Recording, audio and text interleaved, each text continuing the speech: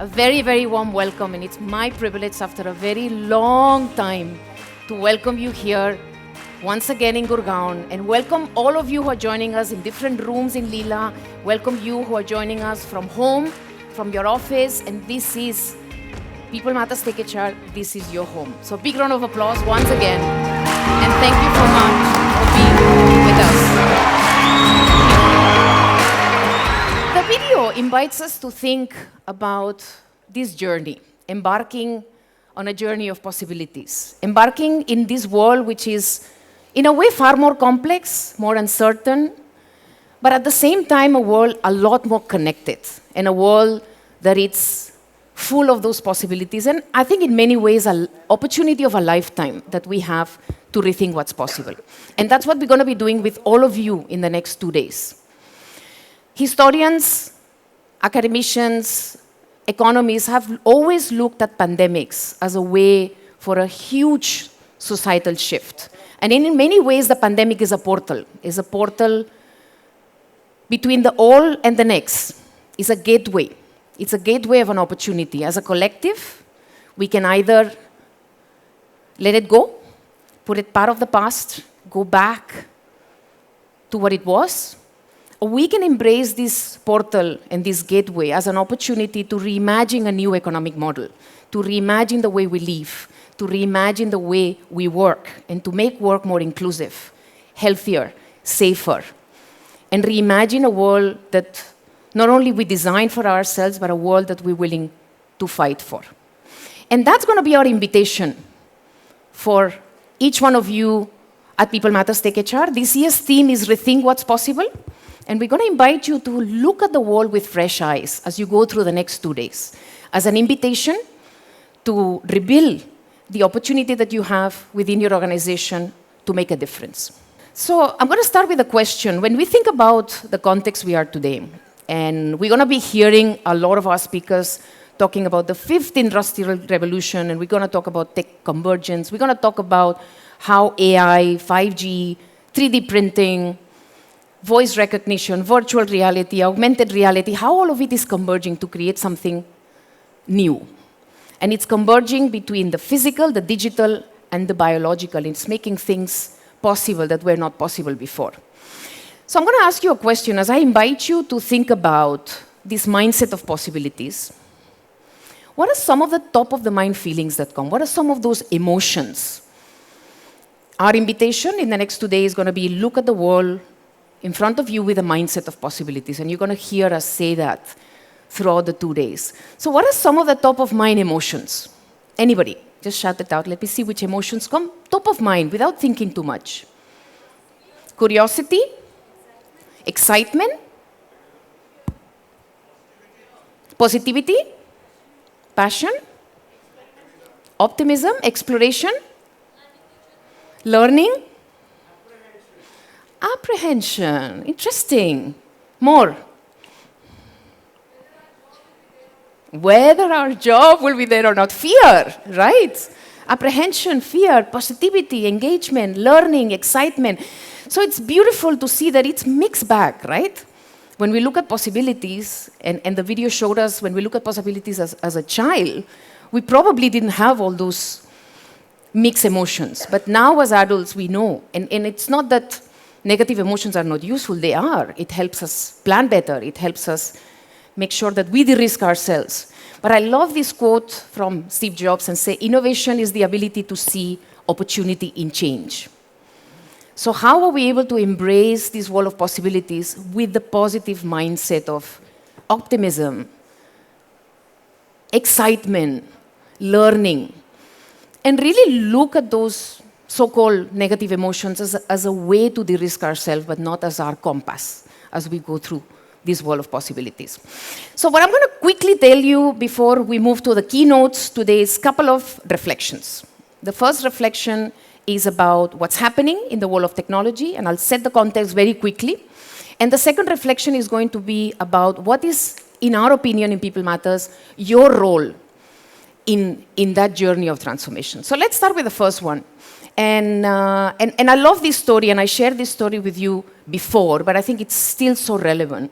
When we look at the convergence of technology and what's happening, we really need to reflect about the fact that our human brain doesn't understand exponentiality really well.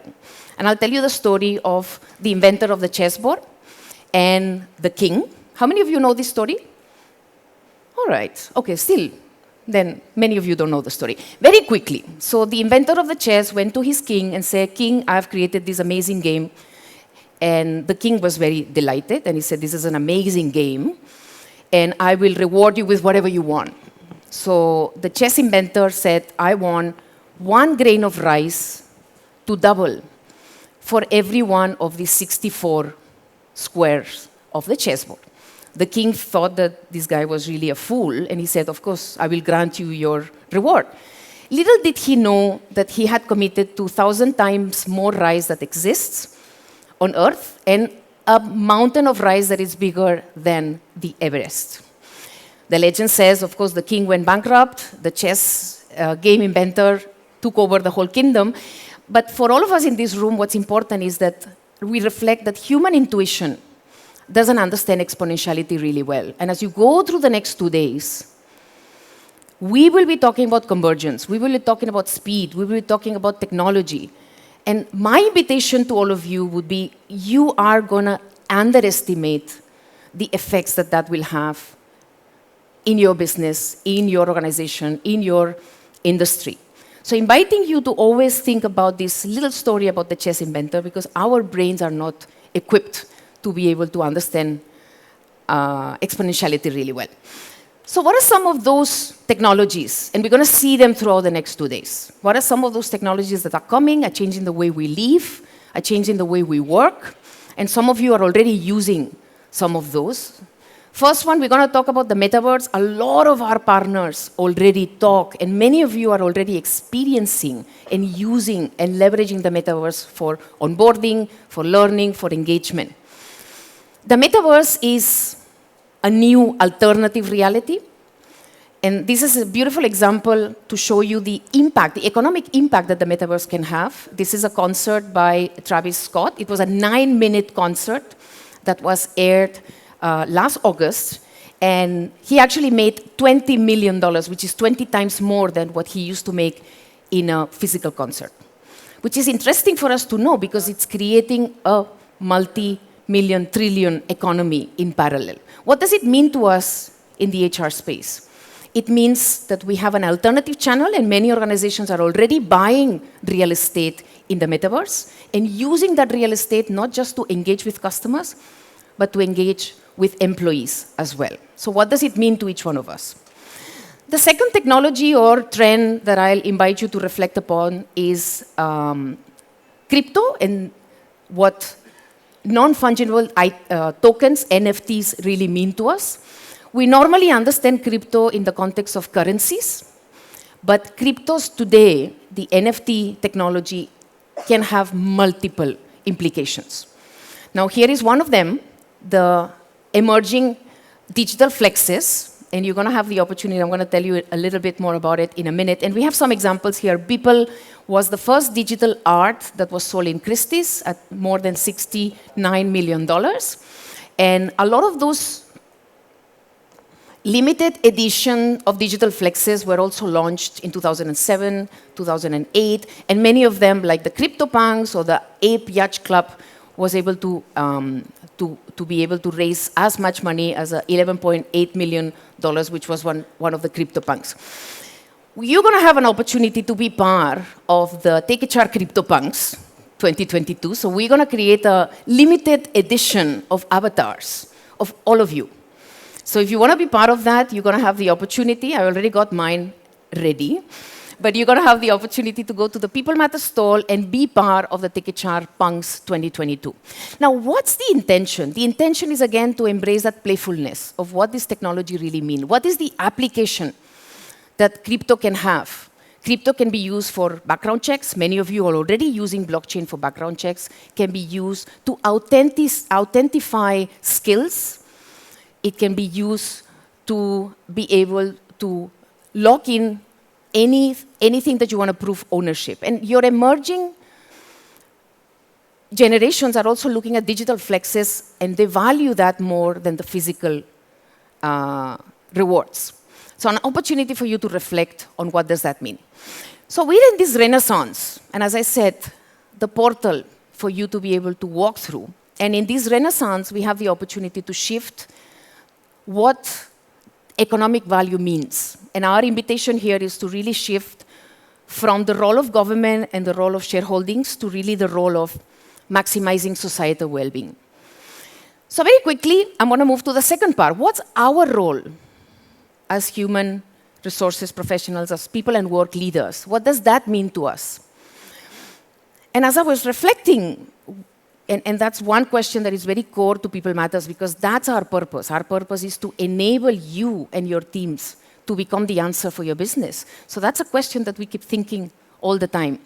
I came across this story, and this was circulated a few weeks ago on the 20-year anniversary of Indian School of Business, which is my alma mater. And there was a video from Sumantra Ghoshal, late Professor Sumantra Ghoshal, an amazing professor for some of you who had the privilege to know him, and very closely associated with Indian School of Business. And they shared a video of him back in 2004 in World Economic Forum. And I'm going to tell you the story of that video. So Sumantra talks about the fact that we as leaders tend to want to change people. And his invitation is that that's the wrong question. Why are we focusing on changing people when we have an opportunity to change what he calls the smell of the place? And he goes on and explains a story that every summer, in August, that's the only time he has vacation because he was living at that time in France, he goes to his hometown, beautiful Calcutta. But for all of you who have gone to Calcutta in summer, maybe not the right time to go. So he reflects about this heat, this humidity, and how he's at home. He feels lazy. He doesn't feel like doing anything. And he contrasts himself to when he comes back. And he's in this beautiful, and of course he talks about the forests in Fontainebleau, but I think we have in India amazing forests. So imagine a beautiful forest in spring. And he reflects about, when I'm in this forest, it's so, I can't stop. I want to jump, I want to run, I want to explore. And there is something about the place that just energizes me. And he thinks about, and the invitation he gives us is, I am the same person, but in this heat summer, I feel lazy. I don't want to do anything. And in this beautiful spring, I feel energized. And our invitation, and he invites us to think about what kind of environments are we creating in our organization? Are we creating this suffocating, hot summer where people feel lazy? People don't want to raise their hands. People feel like, oh, Or are we creating this forest in spring where people want to jump, people want to contribute? And that's his invitation, that we're asking the wrong question when we're thinking about changing people, when we actually really need to change what he calls the smell of the place. Beautiful quote, he says, we cannot change people, but we can create a context. And he takes us through his own very personal story of how he's the same person, but yet he's not, depending on the context. 4 little hints he gives us in that speech. Number 1, how do we shift the way we organize business, the way we architect the business model, the way we architect process, systems, technology, to really move from constraints to stretch? Can we allow those processes we must create, but we create them to help people stretch beyond, to give people clarity, to give people a direction, and not with the intent to constrain them in this heat, suffocating summer, but it really stretching them? How do we shift from those process technologies, systems to move from compliance to really inject self-discipline? How do we use processes so people can have the opportunity to leverage them for self-discipline and not for compliance? His third invitation is, how do we move from systems, technologies, processes that are not intended to control us, but they're intended to support us, to find that moment where we need that support. There is that crucial time where I need that support, and the system is there to allow that support to happen. And then finally, how do we use these systems and these legal frameworks that we must have, but not for contracts, but for clarifying, for allowing for deeper trust to be built on top of it. So in the next 2 days, we have aspired to create a forest in spring for all of you. In the next 2 days, our invitation is going to be to use People Matters TechHR as a way to re-energize yourself. You're going to have an opportunity to see the agenda is divided in 4 main themes this year: digital business, applications of technology in the here and now, future technologies, and as well as your own investment in your own skills. You're going to see different formats in this very room. In the board, in Royal Room, you're going to have the more formal structures, but in the unconference, in the master classes rooms, you're going to have a lot more interactive formats. You're going to have an opportunity to be part of the TechHR spirit. There is a lot of gamified opportunities for you to contribute on LinkedIn, to contribute on Twitter, to contribute on Instagram, and we're going to play an opportunity to share the TechHR spirit with people who are outside of this room, and we aim to create this together. There is also one more activity you will see throughout the next 2 days. All of you had a card in your desk, sorry, in your chair. Do you have that card? Can I see your card? All right. If you don't have a card, can you raise your hand, and I'll just get somebody in the People Matters team. If you don't have a card, just keep your hand up. If we can have everyone. Yep. Everyone needs one card, so if you don't have a card, if you're joining us from other rooms, you'll have cards there as well. And if you're joining us virtually, I am going to give you a virtual card. So you will be able to participate on this activity as well. All right, so if you don't have a card, just raise your hand. All right, can we have cards for everyone? Yes, just keep your hand up, so somebody from the team will come. All right, so as you get if you don't have a card, keep your hand up, and it will come to you. So what we're going to do is, I'm going to invite you, this card found you, by the way. And you will find these cards around in the next 2 days, everywhere. So these cards are going to find you. And there is a reflection or a question for you. And it's an important one, because the card came to you. So hence, pay attention to it. And you're most welcome to keep those cards, because those are messages for you in the next 2 days. So you can keep your cards, and then when you're back home on Monday or over the weekend, you may want to go through those reflections and questions once again, and maybe do that with your families as well. So this card found you, it's going to be very important. So what we're going to do is, I'm going to invite you to stand up in a minute, not now, in a minute. Stand up, and don't go very far, because the room is small, but find somebody you don't know. Okay? Find somebody you don't know. Your car is different from your colleague's car. So you have something, he or she has something else. And when I invite you to stand up, then you go and find that person. Don't go very far, so you can turn sida, piche, niche, yeah? And find that one person that you don't know, all right? And just share. If it's a reflection, reflect. If it's a question, answer. And that's it. We'll do only one conversation, because we have Holger here and Rick here, and I want to make sure we have enough time for our opening keynotes. Are we ready? Everyone has a card? If you don't have a card, keep your hand up. All right. And if you're joining us virtually, I am giving you a virtual reflection card, which is here. So this is only for all of you who are joining us virtually, so you can read this. This is your card that found you virtually. But all of you who are physically, you already have one. Yeah? So are we ready? So you can leave your stuff, stand up, find one person, and you have 2 minutes each. Yeah? Ready? Over to you.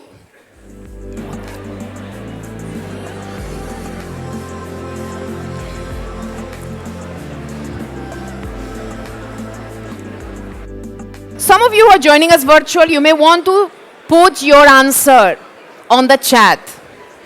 On the right side of your screen, you will see a chat. You can put your answer on the chat. So we get an opportunity to also read your reflection. All right. So hopefully you got a hint about what this exercise is going to be. And remember, you are going to have these cards being placed as we go through the conference. So these cards are going to find you. These cards can be used, if you want to use it for yourself, you can use these cards to reflect, see it on your own, or you can use these cards as a conversation starter with someone else sitting next to you. The objective is that this card has found you, there was a message for you, there is something you must reflect on, or there's a question you must answer, and that's how the card found you. Yeah? All right, so thank you very much for that. And very quickly, again, remind you, this pandemic is a portal for all of us, and I'm smiling now because it's a portal between the all and the next. We have the opportunity to shape this world, and we have probably an opportunity of a lifetime. Not many generations have had that opportunity. Think about it.